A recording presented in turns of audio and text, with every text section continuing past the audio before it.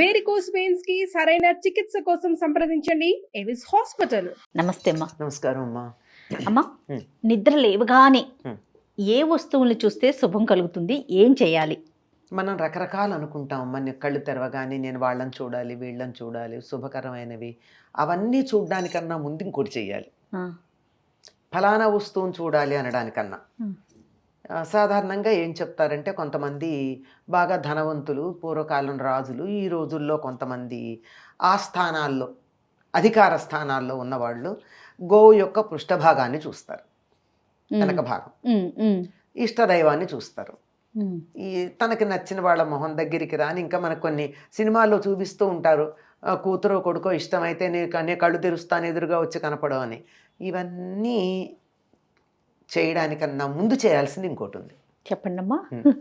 ఏమంటే, నిద్ర లేవంగానే రెండు చేతులు ఇలా అనుకుని కళ్ళ మీద పెట్టుకుని, ఆ తర్వాత కొంచెం సేపు నెమ్మదిగా కళ్ళు తెరిచి, వెంటనే తెరవకూడదు, ఎందుకంటే ఒక్కసారిగా వెలుగును చూసినట్టయితే కంటి చూపు దెబ్బతినే ప్రమాదం ఉంటుంది. అంటే కోన్స్ అండ్ రాడ్స్ అని ఉంటాయి కదా లోపల, అవి అడ్జస్ట్ అయితే కదా చూపు సమంగా ఉండేది. అవి హఠాత్తుగా తేడా వచ్చేటప్పటికి పనిచేస్తాయి, చెయ్యవని కాదు, వాటికి ఉన్నటువంటి శక్తి నెమ్మదిగా క్షీణిస్తుంది. కనుక అలా క్షీణించకుండా ఉండాలి అంటే, అది బలంగా ఉండాలి అంటే చక్కగా వెంటనే కాకూడదు. ఇలా కళ్ళు పెట్టుకున్న తర్వాత తన అరచేతుల్ని తాను నెమ్మదిగా చూడాలి. అలా చూసుకునేటప్పుడు కరాగ్రే వసతే లక్ష్మి, కరమధ్యే సరస్వతి, కరమూలేతు గోవింద లేక గౌరీ, ప్రాభాతే కరదర్శనమని తన చేతులు తాను చూసుకుని ఆ తర్వాత ఇష్టమైన దేన్నైనా చూడొచ్చు. మొట్టమొదటి చూడాల్సింది ఇది మర్చిపోతాం. ఇది మర్చిపోయి ఎదురుగా నచ్చిన దేవుడి ఫోటో పెట్టుకుని, ఈ రోజుల్లో కొంతమంది తమకి ఇష్టమైనటువంటి క్రికెట్ తారలు, సినిమా తారల బొమ్మలు పెట్టుకుని చూస్తున్నారు. తప్పేం లేదు, అవి చూడొద్దంటల్లా. అది చూడ్డానికన్నా ముందు అది ప్రేరణ. అది చూడ్డానికన్నా ముందు అరచేతులు చూసుకోవాలి, ఎవరి అరచేతులు వాళ్ళకి. ఎందుకంటే అరచేతులు శక్తి కేంద్రాలు, శక్తి వితరణ కేంద్రాలు, శక్తిని అన్ని వైపులకి పంపించేది. కనుక నిద్రించినప్పుడు మన చూపులు కానీ, ముఖంలో ఉండేటటువంటి అన్ని రకాల నాడులు కానీ కొంచెం నిద్రావణ అవస్థలోనే ఉంటాయి కదా, వాటిని చేతనం ఎంత కావాలో అంత చైతన్యం చేయడానికి ఈ చేతులు ఇలా పెట్టుకున్నప్పుడు వీలవుతుంది. అందులోనూ ఇది ఒక పిరమిడ్ షేప్లో ఉంటుంది ఈ భాగం, ఇది ఇలా ఉంటుంది. అలా ఉండి కంటికి చాలా ఉపశమనం కలుగుతుంది, కంటి చూపు మెరుగుగా ఉంటుంది. పూర్వకాలం 90 ఏళ్ళు వచ్చిన వాడు కూడా అర్థానికి అదే కారణం, వాళ్ళు అట్లా చేసేవారు. అయిన తర్వాత ఇలా అనుకున్నప్పుడు ఏమవుతోంది, ఆ తర్వాత ఎవరిని మనం నిందించడానికి ఉండదు. ఇవాళ నిద్రలేచి ఎవరి మొహం చూశానో గానీ అని అనుకునేట్టు ఉండదు. అందుకు మన చేతులు మనం చూసుకోవాలా? ఎవరి మొహం చూడడం ఏంటి, నా చేతులు నేనే చూసుకున్నాను. మంచో చెడో నా చేతుల్లోనే ఉంది, మంచో చెడో నా చేతుల్లోనే ఉంది, నా చేతల్లోనే ఉంది. ఎంత అర్థం ఉందమ్మా. పైగా చూసేటప్పుడు ఏం చెప్పారు, కరాగ్రే వసతే లక్ష్మి, లక్ష్మి చేతుల చివళ్లల్లో ఉంది.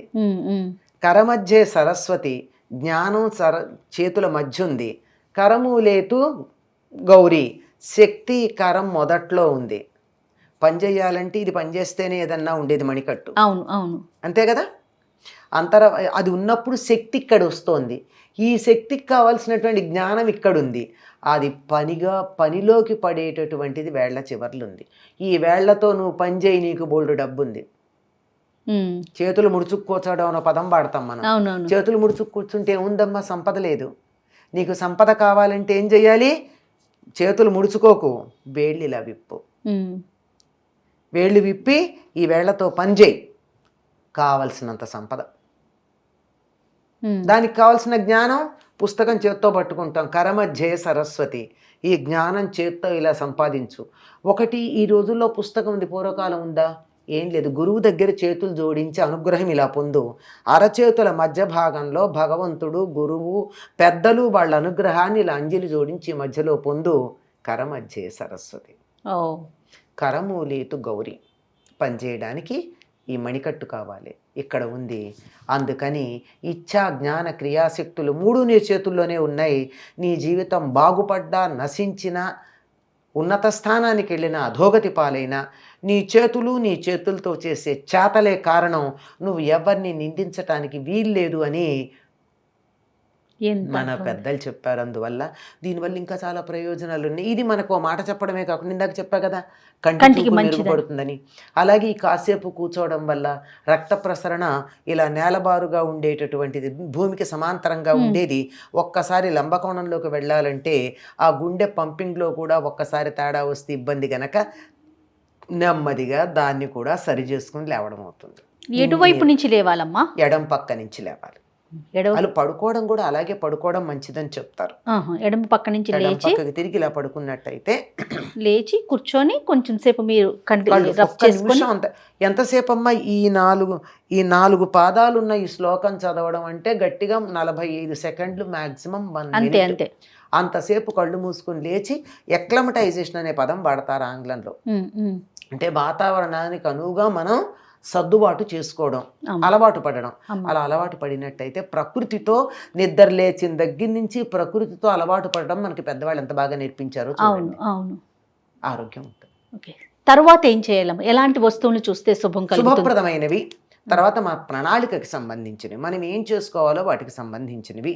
సాధారణంగా చదువుకునేటటువంటి వాళ్ళు పుస్తకాలు తల దగ్గర పక్కన పెట్టుకుంటారు. వాటిని చూసినట్టయితే ఇవాళ చదవాలి అనిపిస్తుంది. అంతేకాదు, మీరు గమనించండి, నిద్ర లేవంగానే ఇవాళ ఏం చేయాలని ఒక్క నిమిషం ఆలోచించుకుంటామా లేదా? అంటే గాఢంగా నిద్ర పట్టాక నేనెవరు, నేను ఏం చేయాలి, ఏం చేస్తున్నాను అన్నది కూడా గుర్తుండని స్థితిలో నిద్రపోతాం.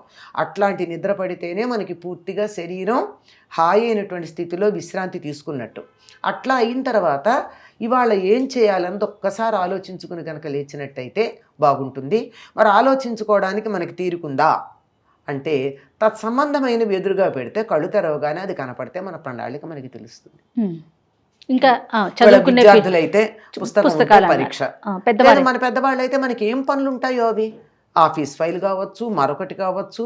కానీ ఈ రోజుల్లో మాత్రం ఒక దురదృష్టకరమైనటువంటి పరిస్థితి ఏమిటంటే సెల్ ఫోన్ దగ్గర పెట్టుకుని పడుకుంటున్నారు, నిద్ర లేవంగానే దాన్ని చూస్తున్నారు. అదే అనేక రకాలైనటువంటి అలజడులకి కారణం అవుతుంది. అలజడి అన్నానే ఈ జడి ఉంటుంది. ఈ జడి కారణంగా ఇప్పుడు అలా అంటే వేవ్స్, అవునమ్మా, అలజడి అంటే అధికంగా వచ్చే వేవ్స్, దాంట్లోంచి వచ్చేవి కూడా అవే కదండి. చేత అది కాకుండా శుభప్రదమైనవి అంటే ఏది చూస్తే రోజంతా దానిలాగానే ఉంటుంది కనుక అన్ప్లెజెంట్గా ఉండేవి, మనకి చికాకు కలిగించేవి, అయిష్టమైనవి ఎదురుగా లేకుండా ఉండడం. పూర్వం ఏం చెప్పేవాళ్ళు అంటే, చెప్పాను కదా ప్రారంభంలోనే చెప్పారు, గోపృష్టం చూస్తూ లేద్దామని రాజులు మొదలైన వాళ్ళు అనుకునేవారు. అంటే అది మహాలక్ష్మి స్వరూపం అని. ఇంకా కొంతమంది లేవంగానే తులసి చెట్టును చూడాలి అని చెప్పి పెరట్లోకి వచ్చి ఆ కళ్ళు మూసుకొచ్చి మరి కాళ్ళకి ఎదురేమన్నా పడితే తంతే కష్టం, అలా వచ్చి వాటి మీద వస్తారు. దారి సరిగ్గా పెట్టుకుని తులసి మొక్కను చూడడం, లేదా దేవుడి చిత్రపటాలు చూడడం, తమకి ఇష్టమైనటువంటి వారిని చూడడం చేస్తారు. సాధారణంగా ఆడవాళ్ళు చేసే పని అయితే నాకు నవ్వొస్తూ ఉంటుంది, మంగళసూత్రాలు తీసి కళ్ళకద్దుకుంటారు. అవునమ్మా. అంటే వాళ్ళకి దైవం అదే. అంటే భర్త ఆరోగ్యం ఉండాలి అని చెప్పి ఇలాంటివి వాళ్ళ ఇష్టాన్ని బట్టి ఉంటాయి. కానీ ఏదైనా సరే ఇష్టం అన్న మాట ఉంచినట్టయితే శుభప్రదమైంది. ఇప్పుడు క్రూరమైనది, కఠినమైనటువంటివి, భయంకరమైనటువంటివి వాటిని చూడడం అన్నది అలాగే భయంకరమైన ఇది అదే ఇందాక చెప్పేసుకున్నాను కదా, దాంట్లో చూడడం కన్నా ఇది మంచిది. నమస్తే.